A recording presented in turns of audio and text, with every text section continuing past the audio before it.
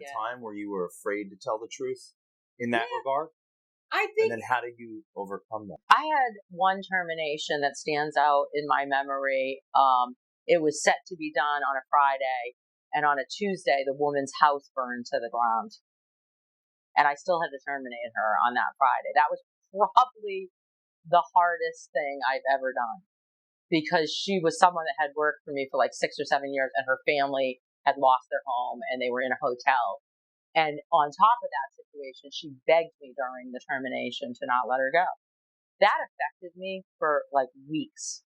And I asked myself if I was cut out for this, for it to have that lingering effect on me. When I shut down H&R Block Mortgage, I had a guy in the Denver market stand up, and he had just taken a job in the Denver market. We had hired him 3 weeks before, and now we were shutting the branch down. And clearly, the person hiring him did not know we were going to shut this down. And I didn't know at that time.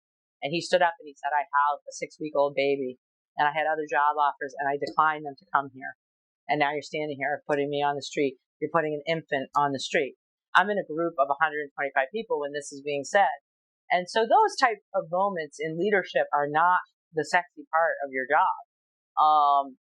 Leadership is not, I spend days today as a president of 2020 Vision coaching and consulting, and I hear lots of stories, and a lot of them are hard stories about leadership, and a lot of them are personal stories about life.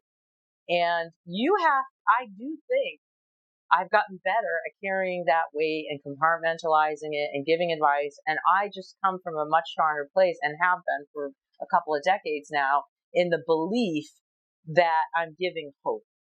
I'm a hope giver. And I'm directing people kind of towards that. So when that's happening and your back's against the wall, and they may not be able to understand because you may have information they don't have, and there's pressure from all sides, how do you instill that hope into someone? You stay with them. You stay with them long enough. Like, I think a lot of people would terminate and walk away.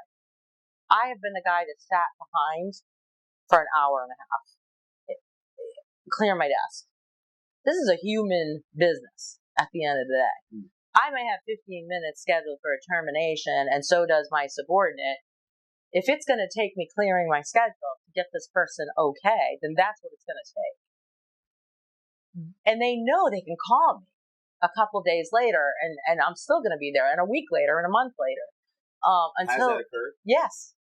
I think even more so with me. I think that's where the whole curse part comes in, is that people know I care, and so there's a lot of leaning that occurs in my life towards me. And, I've had several intersections in my life where I literally looked in the sky and said, why did you make me a dependent? Why did you make me the person that people lean on? And sometimes I felt like I would buckle underneath that weight. And I got right with it.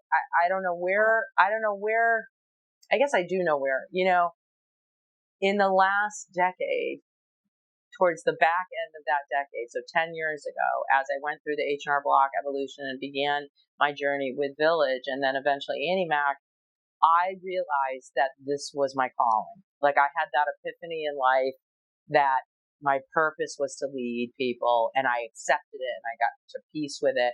And I no longer felt that even though I cared, it was a burden. It really felt like a blessing. And I kind of realized, and this sounds, I don't want it to sound conceited, but I think I realized I was supposed to shepherd people. Like, I was really supposed to help people find their way.